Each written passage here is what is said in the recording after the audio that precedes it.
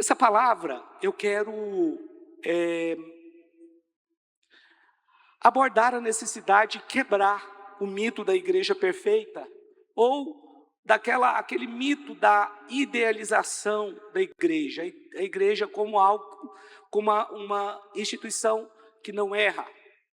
Por que nós precisamos quebrar o mito da igreja perfeita? Nós precisamos desmistificar isso, porque se você idealizou um tipo de igreja perfeita na sua mente, você pode se frustrar. E pessoas se perdem porque eles começam a acreditar que a igreja ela é perfeita. No momento que ela começa a ver os problemas, ela se escandaliza. Nós precisamos entender que existe dois pontos de vista a respeito da igreja. O nosso ponto de vista, o ponto de vista humano, quando eu falo nosso agora, eu falo humano, e o ponto de vista de Deus. Existe a forma como Deus vê, e existe a forma como nós vemos a igreja. Mas nós não podemos ver a igreja dentro de um ideal corretíssimo, que a igreja nunca erra, nunca tem problemas, porque isso não é verdade. Onde tem pessoas, sempre vai haver problemas. Por melhor que as pessoas sejam, por mais fé que elas tenham, as pessoas têm dias que são dias ruins, o dia mau, a pessoa às vezes está passando por uma situação difícil. Então, há muitas situações dentro de uma igreja que pode acontecer. Mas o problema é que nós idealizamos uma igreja perfeita, porque nós olhamos para a igreja da rede social, e quando nós olhamos para a igreja da rede social, nós estamos vendo do outro lado uma igreja que aparentemente é perfeita, que não tem defeito, né? O pastor tem uma boa palavra, às vezes tem muita revelação, um louvor espetacular, mas a igreja da rede social é uma igreja que vai certamente maquiar esses defeitos. Você acha que quando eu tiro foto aqui eu vou escolher o pior ângulo? Não, eu vou escolher o melhor ângulo para tirar as fotos aqui da igreja, para mostrar que a igreja é grande. Você faz isso? Todo mundo que coloca na rede social faz isso. Mas isso é só uma maquiagem. Entendeu? Mas sabe de uma coisa? Da mesma forma que às vezes nós pensamos que determinada igreja, a igreja da rede social é a igreja perfeita, tem pessoas que olham para nós e também pensam a mesma coisa. Porque tem pessoas que vêm conversar comigo e falam de um mover extraordinário que está acontecendo aqui, mas elas não são daqui. E não está tudo isso não. É só uma impressão. Nós temos a presença de Deus, essa igreja tem a presença de Deus, eu não tenho dúvida disso. Mas a verdade é que nós precisamos entender que a igreja não é perfeita. Ela tem problemas. Vai haver conflitos. Você vai ter conflitos com irmãos, talvez com o seu líder ou comigo, com o seu pastor. Mas essa cultura da comparação, ela não faz muito bem, porque você sempre acha que a grama do vizinho é mais verde do que a sua. Você sempre vai querer ir para o outro lado, porque lá é que é a igreja boa. Mas o problema de ficar o tempo inteiro comparando esta igreja com outra igreja, quando alguém compara a igreja deles com a nossa, com qualquer outra da internet, é que nós vamos enfraquecendo os vínculos. Você vai perdendo os vínculos. Aí você deveria, na verdade, valorizar aqueles irmãos que servem aqui todo domingo, mas você desvaloriza, porque você valoriza aquela igreja que está lá na internet. E aí você se esquece que tem pessoas que chegam aqui muito cedo para ensaiar, para ter um louvor, como nós tivemos aqui hoje. O pessoal chegou muito mais cedo, 8 horas, né? Você se esquece que o pessoal da mídia tem que chegar mais cedo, alguém precisa ligar o ar-condicionado, as pessoas precisam pensar nisso. Tem alguém que deve ter ligado essa luz hoje. Alguém ligou o ar-condicionado para estar fresco quando você chegou. Você entendeu? Mas aí quando nós temos essa visão comparativa, você acaba perdendo o vínculo com a igreja, desonrando aqueles que na verdade você deveria estar honrando.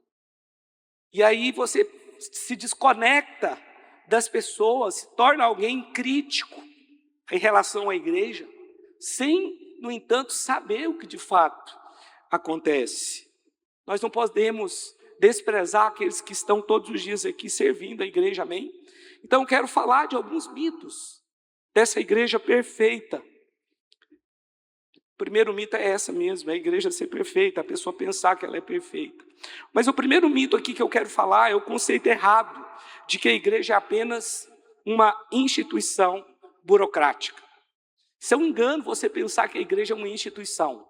Ainda que na forma organizacional nós precisamos ser uma instituição, nós não somos uma instituição. Porque uma instituição é apenas um ajuntamento de pessoas, o que não é o caso da igreja. A instituição Orvalho tem como objetivo organizar, mas a verdade é que a igreja não é feita disso. A igreja é espiritual, ok? Então a igreja, ela é feita de pessoas vivas, de pessoas que respondem ao chamado de Deus, e como o Rodrigo falou, de pessoas que entendem o seu lugar no corpo, responde, o corpo cresce. A igreja é um organismo vivo, não é uma instituição. A igreja não é esse prédio aqui não é sagrado, ainda que quando nós pisamos aqui para adorar ao Senhor, a palavra diz que onde estiver 2 ou 3 reunidos no nome dele, ali ele estará. Então, quando nós chegamos aqui para adorar o Senhor, ele também vem, a presença de Deus vem, existe um ambiente, como você deve ter notado, na hora do louvor. Sim ou não? Foi uma bênção, né? Você foi tocado? Presença de Deus, porque a igreja está aqui. Então a igreja não é uma organização, a igreja é um organismo. E o organismo ele evolui, ele cresce, ele vai para frente. Você entendeu? Ele tem vida, não é algo morto. Nós temos um culto aqui que nós nos derramamos na presença de Deus, como foi hoje aqui na adoração. Sentimento, emoção, tudo isso faz parte da verdadeira igreja. Mas alguns têm aquela igreja, a igreja é uma instituição. Não, esquece. A igreja não é um banco, não é uma empresa, a igreja é o corpo, vive a soma do trabalho de muitos irmãos. Aqui em 1 Pedro capítulo 2, versículo 5, 1 Pedro capítulo 2, verso 5, diz assim, 1 Pedro 2, 5,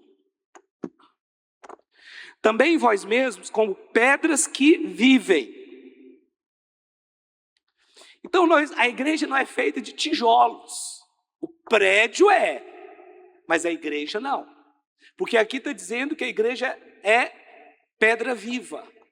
Olha o que está escrito aqui. Também vós mesmos, como pedras que vivem, sois edificados casa espiritual, para ser de sacerdócio santo, a fim de oferecer de sacrifícios espirituais agradável a Deus por intermédio de Jesus Cristo.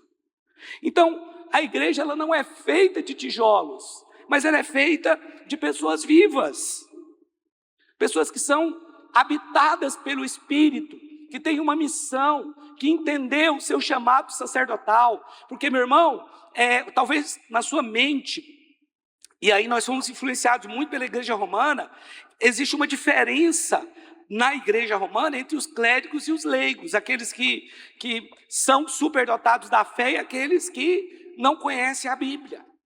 No nosso caso, isso não pode acontecer. Por quê? Porque nós somos um reino sacerdotal, nós somos um reino de sacerdotes. E o sacerdote não é o David que estava ministrando aqui, ou eu. Nós somos uma geração sacerdotal. Você é um sacerdote. Você pode ministrar. Você pode orar com as pessoas. Você pode adorar. Porque nós temos livre acesso para isso. O céu não está mais aberto para mim do que está para você. Os irmãos estão entendendo? Então a igreja é muito mais do que uma instituição. A igreja é um organismo vivo. Ela pode até funcionar como uma instituição, na sua organização. Mas o que dá vida é cada crente dá a sua resposta, para que o corpo seja edificado. A essência da igreja, ela não é natural, ela não é tijolo. A essência da igreja é espiritual. Nós somos a igreja espiritual. Claro que eu posso ver aqui aqueles que fazem parte da igreja, mas a igreja é espiritual. A organização ela não tem o poder de Deus, ela não tem vida. Mas a reunião da igreja Isso tem muita vida. A resposta que cada um dá. Então, o mito número 1 é entender que a igreja é apenas uma instituição burocrática. O mito número 2, que eu quero falar nessa manhã, é o engano de servir a Deus fora da igreja. Hebreus capítulo 10, versículo 24. Hebreus 10, 24. Algumas pessoas a gente sabe que têm aversão ao pertencimento, porque elas preferem viver isoladas. Mas a igreja não é um membro isolado na casa dele. A igreja é um membro congregando. Amém? Eu não sou a igreja, mas eu faço parte da igreja. Quando eu digo não sou a igreja, eu não sou sozinho a igreja. No meu individual. Ainda que a Bíblia diz que o Espírito Santo ele habita em nós. Entenda isso. Mas se eu me desvinculo do corpo, eu sou só um membro fora do corpo que vai secar e vai morrer. Não sei se os irmãos estão me entendendo. Nós somos igreja na congregação, na reunião, do pertencimento. Aqui em Hebreus capítulo 10, verso 24, diz assim: consideremo-nos também uns aos outros, para nos estimularmos ao amor e às boas obras. Até aqui. Consideremo-nos também uns aos outros, para nos estimularmos ao amor e às boas obras. Como é que as pessoas vão ser estimuladas ao amor e às boas obras se elas não congregam? Aqui está falando que nós temos que estimular uns aos outros, está falando que nós vamos olhar uns para os outros, que alguém vai orar conosco, é mais ou menos nesse aspecto. Agora olha o 25. Não deixemos de congregar-nos, como é costume de alguns, antes façamos admoestações, e tanto mais quando vedes que o dia se aproxima. A gente vê que até mesmo na igreja primitiva, já existia pessoas que não gostavam muito de congregar. Elas talvez iam muito pouco na igreja, já era um problema que existia naquela época. E hoje continua, né? Porque tem pessoas que elas não têm muito interesse em vir para o culto. A verdade é essa. Elas simplesmente, para elas, tanto faz. Ela se autodenomina cristã, mas para ela, tanto faz. Mas isso não é verdade. 1 João capítulo 4, verso 20, diz assim, 1 João capítulo 4, verso 20. Se alguém disser, amo a Deus, e odiar o seu irmão, é mentiroso, pois aquele que não ama seu irmão, a quem vê, não pode amar a Deus, a quem não vê. Qual que é o problema disso aqui? É impossível você dizer que ama o cabeça e odeia o corpo. Não, eu amo Jesus, eu sirvo Jesus, mas na igreja eu não vou. Você aceita o cabeça, mas você rejeita o corpo. Isso é uma anomalia. Isso não pode acontecer. Mas por que as pessoas odeiam o corpo? Porque em algum momento elas perceberam que a igreja não é perfeita. Porque ela tinha talvez esse mito, esse ideal de que a igreja é perfeita. E não é. No ponto de vista humano, não. Mas para Deus é. Para Deus a igreja é perfeita. Depois eu vou ler isso para você. Então, essa pessoa em algum momento idealizou e teve um conflito, teve uma situação dentro da igreja, se feriu, se fechou e agora está fora. E aí o texto diz, se alguém disser amo a Deus e odiar a seu irmão, é mentiroso. Pois aquele que não ama seu irmão, a quem vê, não pode amar a Deus que não vê. Se eu não sou capaz de amar os irmãos que estão aqui, então eu também não amo a Deus. Já contei isso aqui, eu acho, mas de uma atriz, né, até conhecida no Brasil, que disse que ela gosta de Jesus, mas ela não gosta do fã-clube de Jesus. Ela estava se referindo à igreja. Olha, meu irmão, o que ela falou é gravíssimo. É gravíssimo, porque é no relacionamento que nós crescemos. Nós crescemos no relacionamento uns com os outros. Outra coisa, a palavra diz que nós somos pedras que vivem, sim ou não? Nós sabemos que tem pedra de todo jeito. Mas onde é que você encontra pedras lisas? Normalmente em riachos. Por que você encontra muitas pedras lisas em riacho? Porque elas movimentam. Elas vão batendo uma na outra, vai se movimentando, ela vai ficando lisa. Ela vai batendo na outra ali, se ela é pontiaguda, ela vai ficando lisa. A igreja do mesmo jeito, é um batendo com outra, é uma pedra batendo com a outra, saindo fogo, mas é isso que vai nos fazer crescer. É isso que vai nos dar maturidade. Maturidade nunca é se isolar. Isolamento não é de Deus. A Bíblia diz que aquele que se isola busca o seu próprio interesse. Mas aquele que está aqui não busca o seu próprio interesse. Ele está buscando o interesse do outro também. Você entende essa diferença? Sim ou não? Então as pedras lisas, que não tem mais ponta, elas são lisas porque elas, com a água, elas vão rolando, uma bate na outra, e ali elas vão se moldando. Mas existe pedra pontiaguda, pastor? Tem. Tem pedra pontiaguda também, ela difere. O pastor, às vezes, ele é ferido pelas pedras pontiagudas, que atacam ele de vez em quando, acontece. Mas faz parte, é assim que eu vou crescer também. Então o texto está dizendo que se você ama a Deus, se você diz que ama a Deus, mas não ama o seu irmão, você não ama a Deus. Se não ama o seu irmão a quem você vê, como é que você vai amar a Deus? Então existe esse engano, né, de achar que eu posso servir a Deus sem precisar da igreja, sem precisar do corpo. Meu irmão, nós precisamos uns dos outros. Você pode falar para o irmão que está do seu lado: eu preciso de você. Você tem problema, mas eu preciso de você. Olha aqui, Efésios capítulo 4, verso 11.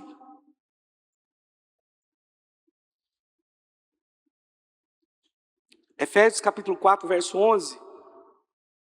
Olha o que diz: e ele mesmo concedeu uns para apóstolos, outros para profetas, outros para evangelistas e outros para pastores e mestres, com vista ao aperfeiçoamento dos santos para o desempenho do seu serviço, para edificação do corpo de Cristo. Então aqui os santos estão sendo o quê? Volta lá, aperfeiçoados, né? Pode voltar, volta no... Com vista, 12. Com vistas ao aperfeiçoamento dos santos. Então nós estamos sendo aperfeiçoados. Nós seremos totalmente aperfeiçoados nessa terra? Nós sabemos que não. A glorificação só vai acontecer lá no céu. Mas algumas pessoas pensam que os irmãos aqui, eles precisam ser totalmente glorificados. Não pode ter erro algum. Mas aqui está falando que nós estamos sendo aperfeiçoados.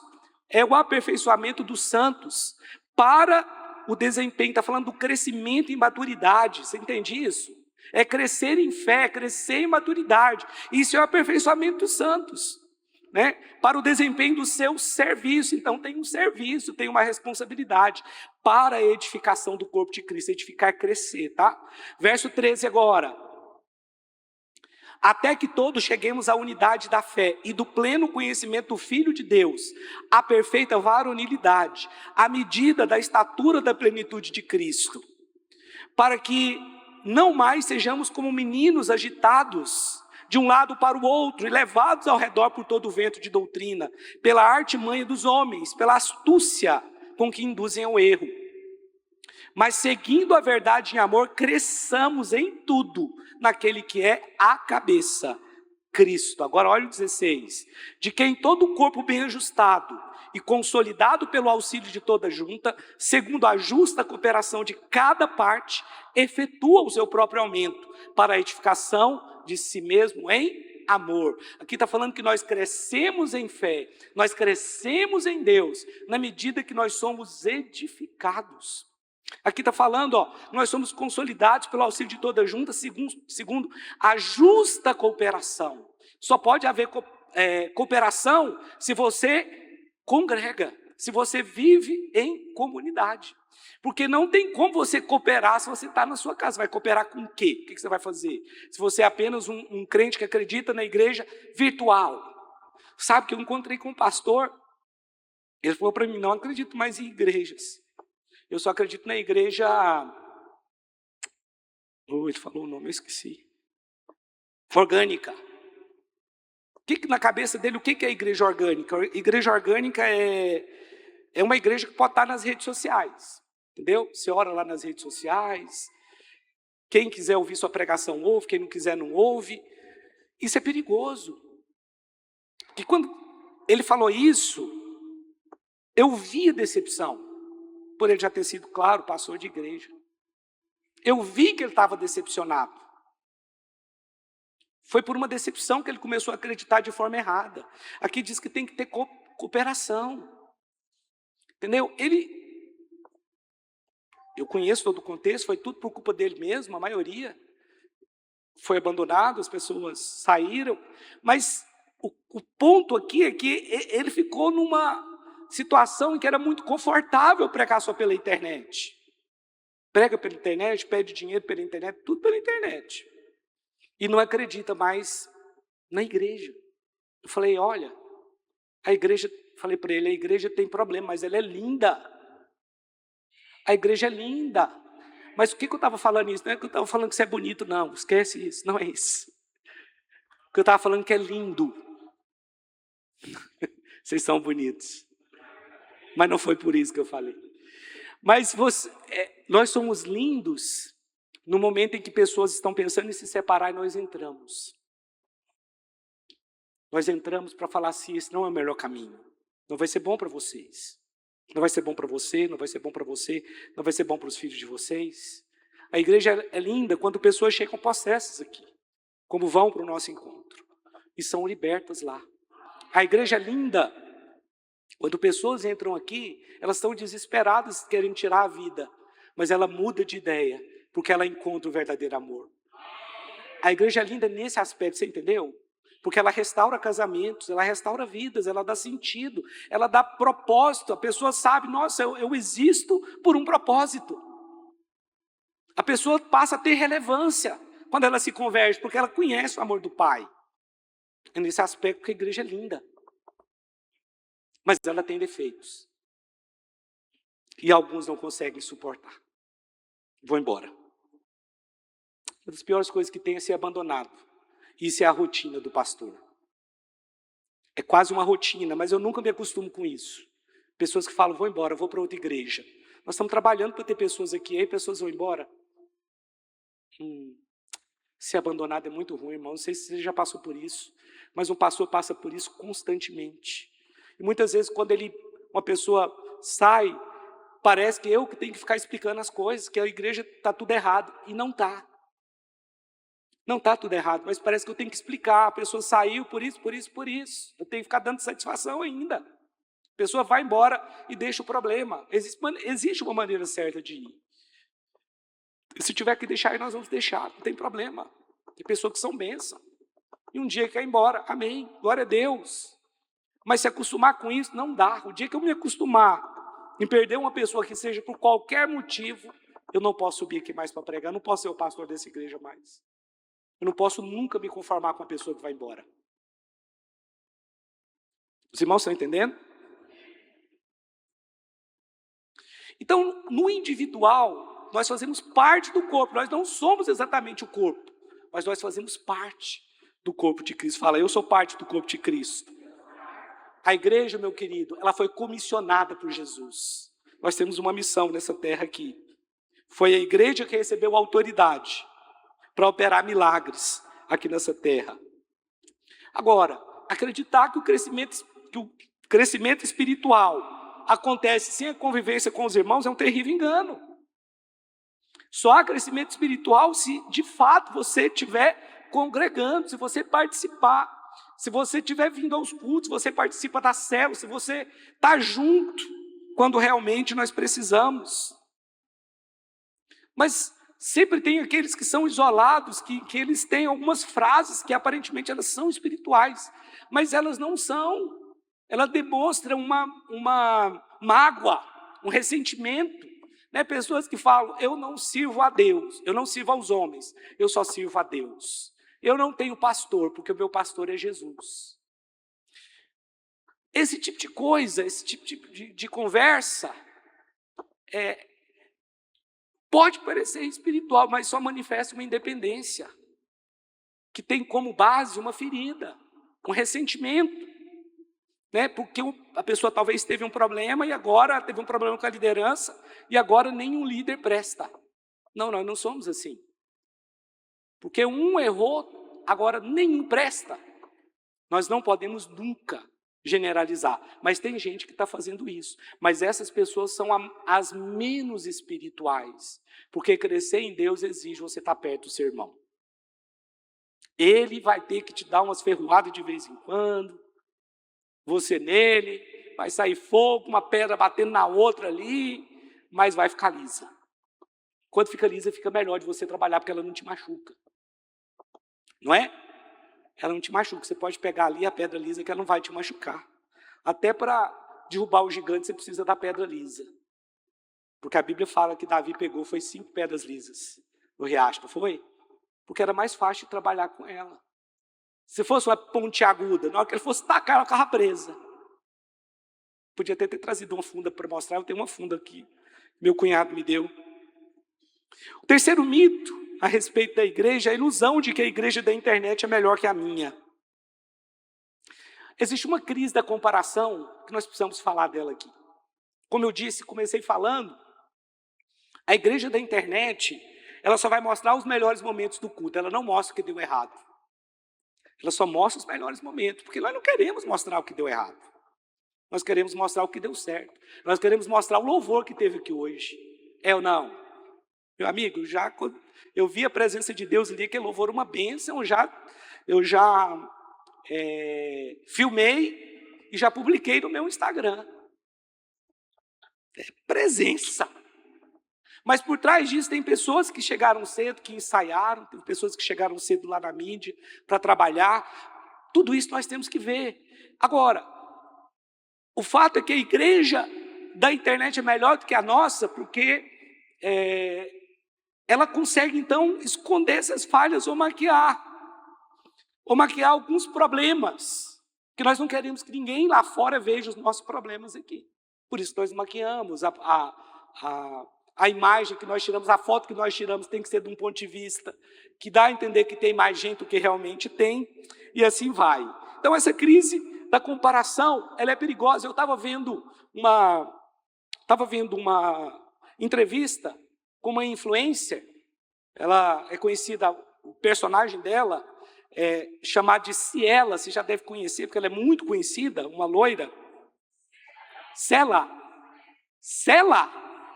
Aí, ó, é porque eu não acompanho, mas a primeira vez que eu vi um vídeo dela, eu acreditei que não era um personagem. Eu pensei que era uma pessoa real.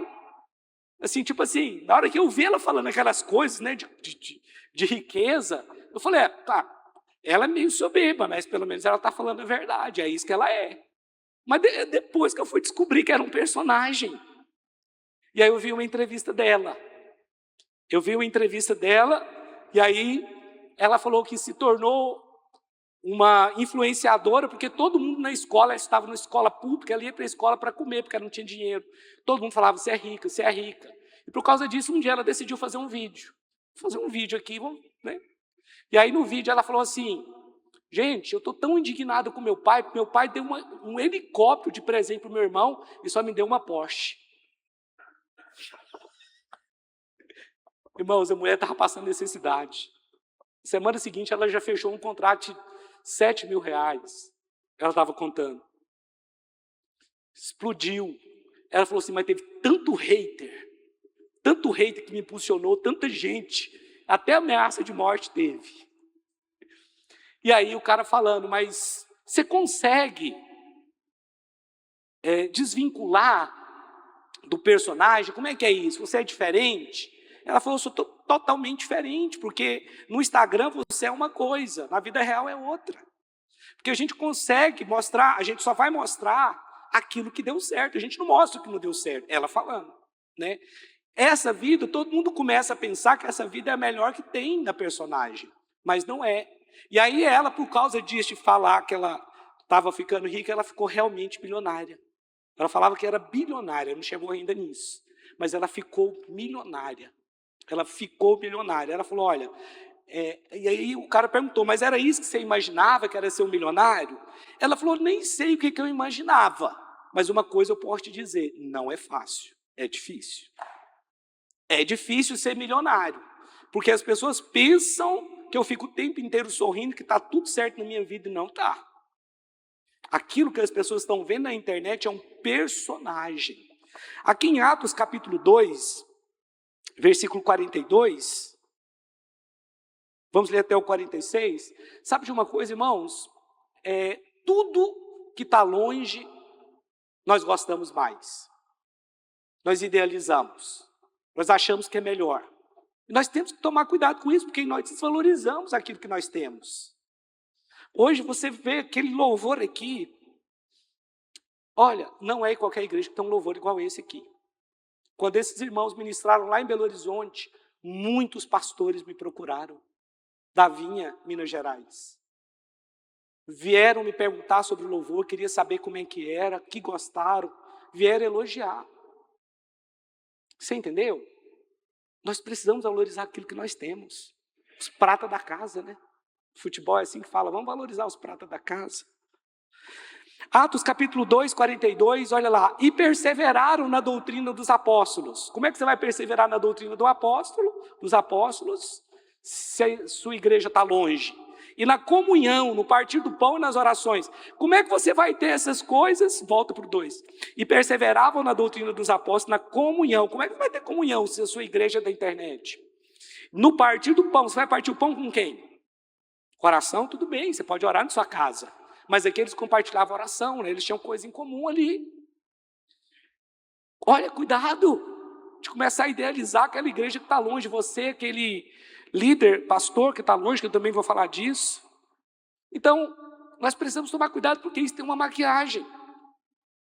O real é isso aqui que nós estamos vendo. Aqui você conhece os problemas que tem aqui. Os problemas são reais. Porque depois você vai, eu vou seguir o fulano de tal. Eu me lembro de um irmão que ele dava muito trabalho, porque toda igreja, ele passava em muitas igrejas, toda igreja que ele passava falava assim, eu sou discípulo do Luiz Hermínio. Sou discípulo do Luiz Hermínio. Aí tudo você ia falar com ele, não, sou discípulo do Luiz Hermínio. Ué, então vai lá para o Luiz Hermínio, vai ficar lá no Luiz Hermínio. Mas não tem fé para ir e fica dando trabalho nas outras igrejas, porque não quer ser tratado. O discipulador dele é o Luiz Hermínio, que nem sabe que ele existe. Mas é o Luiz Hermínio. Vocês irmãos estão entendendo? Aqui tem uma igreja real. E a igreja real tem problema. A igreja real tem conflito. Aqui não tem jeito de fazer cortes. Pegar só os melhores momentos. Não. Vai pegar os melhores momentos e os piores momentos também, se é membro aqui. Vai ter dia bom, vai ter dia mal, vai ter tudo quanto é coisa. Agora, quando você pensar em criticar essa igreja, pense nos bastidores. O que acontece nos bastidores? O tempo de oração que um pastor emprega para estar aqui, trazendo uma palavra. Tempo de ensaio que a equipe de louvor tem, que eles estavam aqui quinta-feira também, ensaiando. Não, sexta, né? Estava aqui sexta-feira ensaiando, hoje de manhã de novo. Os irmãos estão entendendo? Pessoas que chegam, como eu disse, para ligar a luz aqui, para ligar o ar-condicionado, para que você fique mais à vontade. Então, quando você pensar em criticar, pense em todas as pessoas que são envolvidas para trabalhar no Kids, que estão lá agora, cuidando talvez dos seus filhos. Nós precisamos nos lembrar dos bastidores também. Por que as pessoas são tão críticas em relação à igreja? Por que as pessoas... Porque pessoas críticas tem em todo lugar, e toda igreja é criticada. Quando vem alguém de outra igreja para a nossa igreja, ele tem muitas críticas em relação a outra igreja que ele estava. Ou quando eu encontro com alguém, às vezes, que nem vem para a nossa igreja, ele começa a fazer críticas, porque tem pessoas assim. Mas eles deveriam olhar para os bastidores, né? Tinha que olhar para aqueles que, se ele faltar, não transmite o culto, não tem o som, não vai funcionar. Pastor, mas o som dessa igreja é alto, por que não regula o som? Irmãos, falta duas caixas de cá, duas caixas de lá. Esse som, ele vai ficar muito alto para quem está aqui na frente, baixo para quem está lá atrás. Então, não tem como controlar isso. Nós estamos tentando fazer o melhor, mas eu sei que tem gente que reclama. Vou te dar uma dica, fica mais atrás, se você tem problema com som, e não fica na direção das caixas também não. Mas a pessoa só vê o problema, é isso, aquilo. Eu sei que há pessoas que têm problema, que não conseguem, o barulho dá problema mesmo, tem que ir embora. Já teve gente aqui que foi embora porque o som estava alto demais. Eu compreendo essa pessoa. Não é porque ela era implicante, não, é porque ela não conseguiu ficar. Entendeu? Mas quando a pessoa critica, ela pensa que a gente quer colocar o som lá no último volume. Não, não é isso. Quando o irmão lá atrás também não consegue mudar a letra aqui do jeito que nós queremos, às vezes é porque ele nem conhece a música. Quando você não conhece a música, você mudar, saber qual é a próxima frase que vem, é difícil demais, fica no lugar dele para você ver. Que eu vi na internet, né, a menina falando, irmão, você que fica mudando a letra da música, tem que mudar antes do cantor cantar. Só que ela estava ignorando que tem gente que não conhece a música. Às vezes é uma música nova, uma música que não é conhecida. E é difícil a pessoa ficar passando lá e acertar todas. Eu conheço muitas músicas. Talvez eu não teria dificuldade. Mas tem gente que não conhece. Mas quem tem misericórdia do irmão desse? Oh, mas aquele irmão está lá só para isso e não passa as letras da música. Fica um dia lá. Só um dia. Irmão, deixa eu ficar aí do seu lugar hoje aí. Às vezes a gente fala o versículo errado, eles que procuram o versículo lá e acham. É assim, igreja é desse jeito. O quarto mito é achar que o pastor da internet é melhor que o meu. Isso você não pode achar. Isso você não pode achar, e tá vendo? Misericórdia. Queria ter ouvido mais misericórdia, mas está amarrado. Eu vou te falar por que ele não é melhor do que eu. Não é porque eu torço para o Flamengo. Eu vou te falar por que ele não é melhor do que eu. Porque eu estou aqui. Porque Deus me colocou sobre a sua vida. E aí, esse é o melhor pastor que existe. Deus entregou esse rebanho para mim. Não que esse rebanho seja meu. Ok? Esse rebanho é de Jesus. Eu sou o pastor. O pastor, ele tem a função de cuidar do rebanho de Deus. É o que nós somos exortados a fazer. Pastorear é o rebanho de Deus que está entre vós, mas o rebanho é de Deus. Pastorear é o rebanho de Deus que está entre vós. O pastoreamento é direção, comida, alimentação. Eu prego aqui no domingo, talvez você pense que é muito simples. Mas eu fico muitas vezes sem saber o que pregar, não tem tema, não sei nem por onde começar, não tenho ideia do que eu vou falar. Isso acontece, especialmente com um pastor que prega pelo menos 3 vezes por mês. Não é simples você trazer algo novo, porque as pessoas querem algo novo, elas vão ficar querendo ouvir o que elas já ouviram. Você está entendendo? Eu vou te falar porque o pastor da internet não é melhor do que eu, porque eu estou aqui, eu te conheço. Mas o pastor da internet é melhor para muitos, porque ele não te confronta. Ele não te conhece, ele não conhece os seus erros. Então, e ele tem revelação, né? Os pastores mais conhecidos, eles têm muita revelação. Então, ele se torna melhor do que eu por isso. Mas a realidade é que quem é o seu pastor sou eu. Eu é que exorto você. E por isso, talvez eu não seja tão bom como deveria. Deixa eu ler o texto aqui para você. Em Hebreus 13. Olha o que diz aqui, Hebreus 13, 17. Aqui, meu irmão, não é uma questão de ser melhor ou pior. É que esse rebanho foi entregue a mim. E olha o que está escrito aqui. Obedecei aos vossos guias e sede submissos para com eles, pois velam por vossa alma. Como é que o pastor da internet vai velar pela sua alma se ele nem sabe que você existe? Igual esse irmão, ele era discípulo do pastor Luiz Hermínio, mas o Luiz Hermínio até hoje não sabe.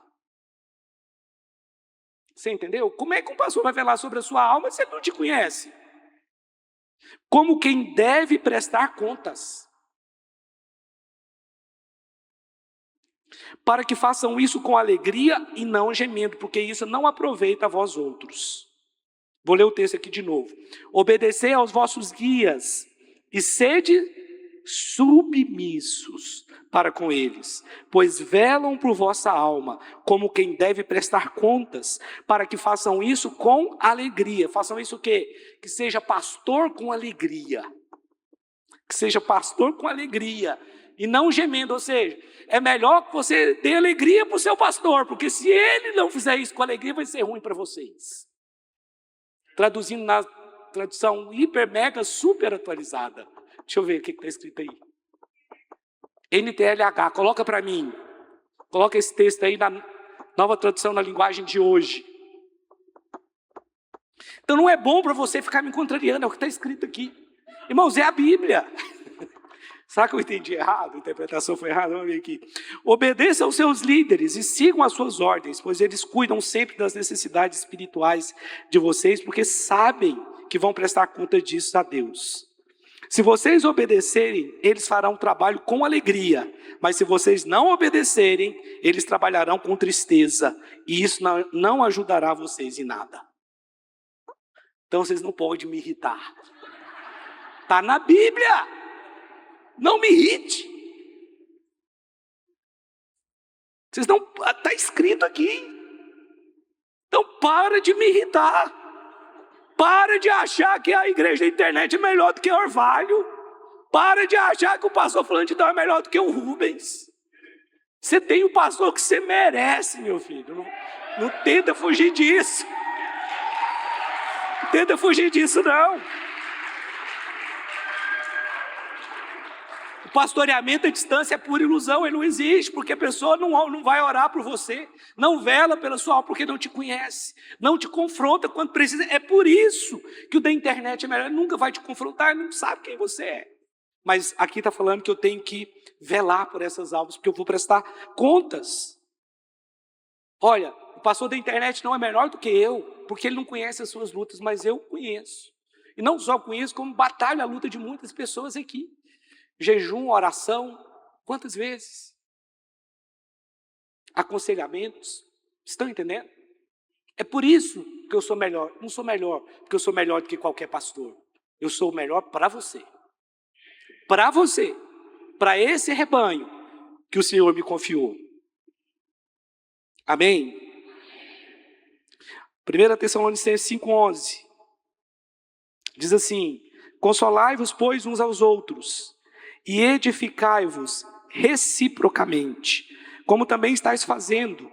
Agora, vos rogamos, irmãos, que acateis com apreço os que trabalham entre vós, e os que vos presidem no Senhor, e vos admoestam. Te dá um rala. É esse que tem que tratar com honra. É o pastor que te conhece. Você acha que eu gosto de dar rala em alguém? Tem pai aqui que tem prazer em bater no filho? Mas você tem que bater às vezes. Dói em você. Mas tem que bater. Tem ou não tem? Da maneira correta, né? Que tenhais com amor em máxima consideração, por causa do trabalho que realizam. Vivei em paz uns com os outros. Então, o pastor da internet não é melhor do que eu. Amém, meus irmãos? O quinto mito: acreditar que frequentar é o mesmo que pertencer. Tiago 1,22 diz assim: tornai-vos, pois, praticantes da palavra, e não somente ouvintes, enganando-vos a vós mesmos. Nem todas as pessoas que frequentam igreja são de fato igreja. Nós não somos chamados para frequentar a igreja, nós somos chamados para ser igreja. Ok? E o frequentar a igreja é um estilo de vida passivo. Mas aquele que é igreja, ele tem um estilo de vida ativo. Ele responde ao chamado de Deus. Então, nem todos que frequentam de fato a igreja são igreja. Isso aqui também tem que ficar claro. Eu vou lá bater meu ponto para garantir minha salvação. Cuidado, porque isso é perigoso. A gente sabe que algumas pessoas, elas se envolvem na igreja num nível muito maior, porque talvez tenham mais tempo para isso. Outros se envolvem menos na tarefa do dia a dia da igreja, mas são irmãos crentes, salvos. Ok? Mas só frequentar a igreja não é ser igreja. Aqui em Mateus capítulo 7, versículo 21 até o 23, diz assim: nem todo que me diz Senhor, Senhor, nem todo que me diz Senhor, Senhor, entrará no reino dos céus, mas aquele que faz a vontade de meu Pai que está nos céus. Muitos naquele dia hão de dizer-me: Senhor, Senhor, Senhor, porventura não temos nós profetizado em teu nome, e em teu nome não expelimos demônios, e em teu nome não fizemos muitos milagres? Então lhes direi explicitamente: nunca vos conheci, apartai-vos de mim, os que praticais a iniquidade. Todos que são igreja frequentam a igreja, mas nem todos que frequentam a igreja são de fato igreja. São duas categorias diferentes aqui. Eu vou lá bater meu ponto. Não, não é uma religião isso aqui. Igreja não é religião. E nem salvação tem a ver com a religião. Tem a ver com você, eu vou lá bater meu ponto. Não. Você precisa, quando você sai para vir para o culto, você tem que ter uma alegria. Uma alegria, eu estou indo adorar o meu Senhor. Eu estou indo adorar o meu Senhor. Lembra do Salmo 84 que eu falei semana passada? O salmista ansiava por estar nos atos do Senhor. É esse coração que nós precisamos ter. Aquele que é a igreja, é esse coração que ele tem. Mas hoje eu não estou bem, não. Tem dia que você não está mesmo. Tem dia que a gente não está bem.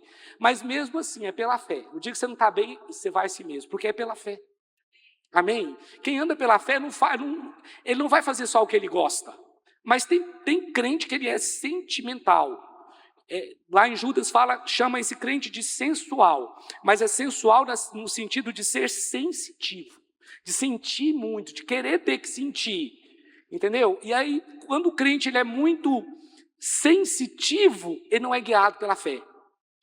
Às vezes é contra a nossa vontade que nós temos que fazer determinadas coisas. Quem anda pela fé é assim que tem que andar. E o último mito.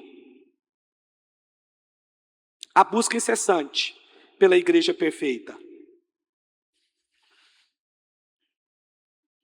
Essa busca por tentar encontrar uma igreja, uma comunidade sem falhas, é irreal.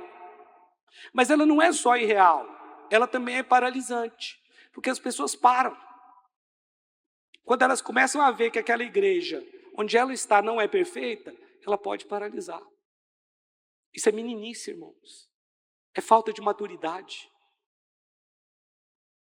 Ela quer estar numa igreja perfeita. Quando ela percebe que não é, então ela pensa, eu não preciso me envolver. Eu não preciso me envolver, porque aqui tem muitas falhas. As pessoas têm o direito de não se envolver na igreja. Não vejo problema nenhum nisso. Mas nós somos chamados para envolver. Nós somos chamados para ter comunhão uns com os outros. Porque na igreja real, você é protegido. Porque tem pessoas que oram por você. A igreja tem internet. Não tem como.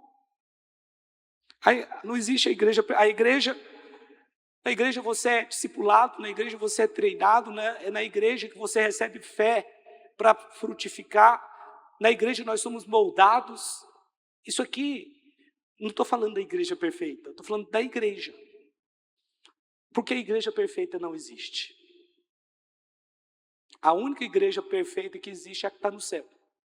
Essa não está mais, não tem mais pecado lá. Agora, a igreja pode ser imperfeita.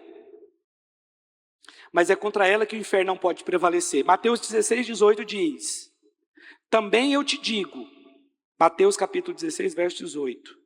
Também eu te digo que tu és Pedro, e sobre esta pedra edificaria a minha igreja. As portas do inferno não prevalecerão contra ela.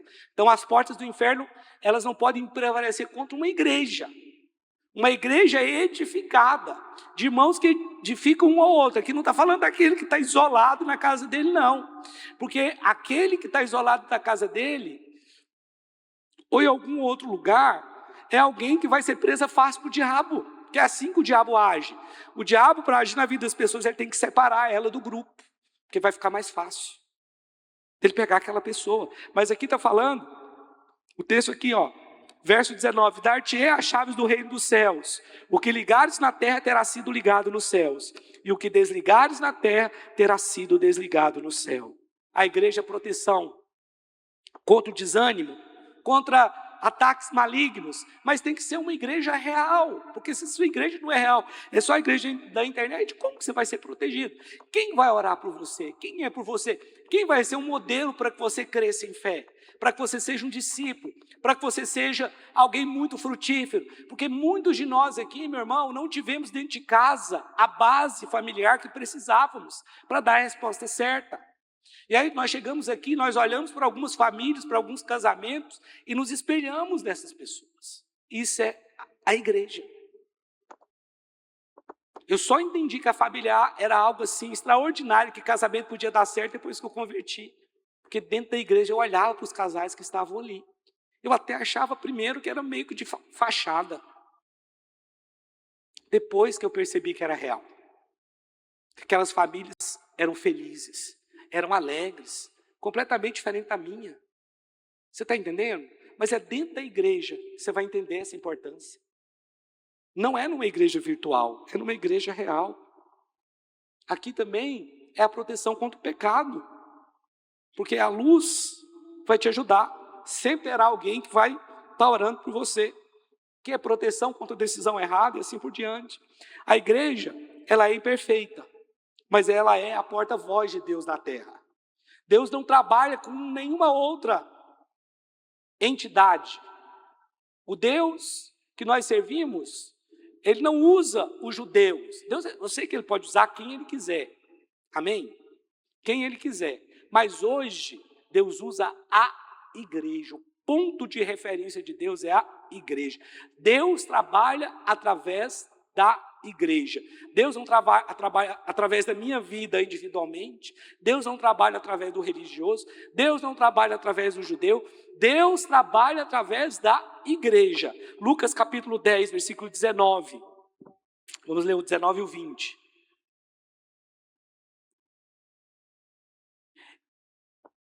Eis aí vos dei autoridade para pisar de serpentes e escorpiões e sobre todo o poder do inimigo, e nada, absolutamente, vos causará dano. Verso 20 agora. Não obstante, alegrai-vos, não porque os espíritos se vos submetem, e sim porque o vosso nome está arrolado nos céus. Aqui está falando que a igreja recebeu uma autoridade para pisar serpentes e escorpiões e toda a força do inimigo. Foi a igreja. Não foi a religião, não foi o judeu, foi a igreja. Todos nós somos sacerdotes. Nós somos uma geração sacerdotal. Deus está chamando você para uma missão. Então o sacerdote não sou eu aqui, o pastor Rubens, não. Eu tenho a minha responsabilidade, mas nós somos uma geração sacerdotal. A igreja, ela pode ser imperfeita, mas ela é a noiva gloriosa de Cristo. Efésios capítulo 5, versículo 25. Efésios 5, 25.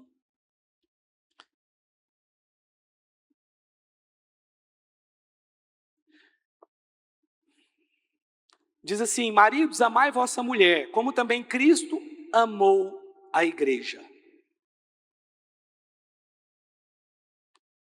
Quero parar aqui.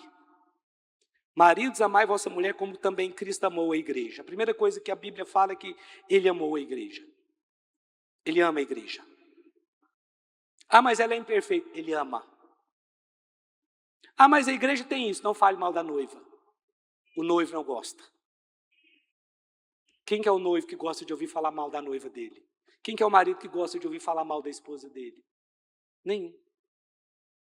Aqui está falando, ó. Maridos, amai vossa mulher como também Cristo amou a igreja. E a si mesmo se entregou por ela. Vamos continuar.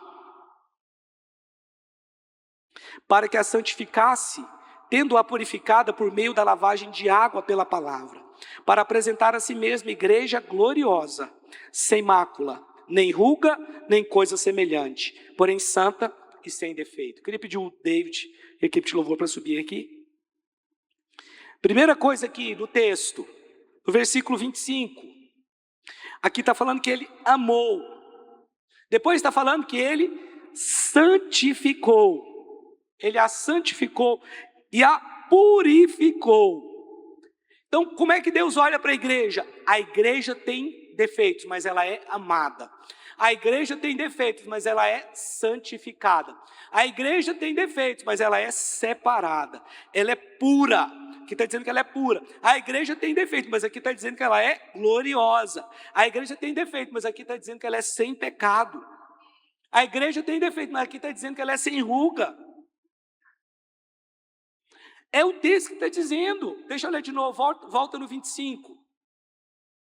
Maridos, amai vossa mulher como também Cristo amou a igreja. Aqui não está falando que ele amou a igreja perfeita, não. E a si mesmo se entregou por ela. Para que a santificasse. A igreja, ela é imperfeita, mas ela foi santificada. Tendo-a purificado. Ela é imperfeita, mas ela é pura. Por meio da lavagem de água pela palavra. Para apresentar a si mesma igreja gloriosa. Ela tem defeito, mas a igreja é gloriosa. Ela tem defeito, mas ela é sem mácula. Ela tem defeito, mas ela é sem ruga. né? Nem coisa semelhante, porém, ela é sem defeito, mas ela é santa. Santa. Então, cuidado quando você for nos criticar. Sabe de uma coisa? A crítica até pode ser boa para nós, que recebemos a crítica. Não que eu goste de receber, mas pode ser bom. Mas a crítica nunca é boa para quem critica. A igreja, ela pode ser imperfeita, mas ela foi comprada por um preço muito alto. Atos capítulo 20, verso 28. Atendei por vós e por todo o rebanho sobre o qual o Espírito Santo vos constituiu bispos, para pastoreardes a igreja de Deus, a qual Ele comprou com seu próprio sangue. A igreja pode ter defeito, mas não foi com a nossa moral que a igreja foi comprada. Foi com o sangue de Jesus. Apocalipse 5, versos 9 e 10. E entoavam um novo cântico dizendo: digno és de tomar o livro e de abrir-lhe os seus selos, porque foste morto, e com o teu sangue compraste para Deus os que procedem de toda tribo, língua, povo e nação, e para o nosso Deus os constituístes reino e sacerdotes, e reinarão sobre a terra. Amém? E por último, Salmo 49, 7. Ao irmão, verdadeiramente ninguém o pode remir, nem pagar por ele a Deus o seu resgate, pois a redenção da alma deles é caríssima, e cessará a tentativa para sempre. Outra tradução está: e os seus recursos se esgotarão antes que você consiga pagar pela alma de alguém. Mas a igreja, ela tem defeitos, irmãos, mas ela foi comprada pelo sangue precioso de Cristo. Você pode ficar de pé?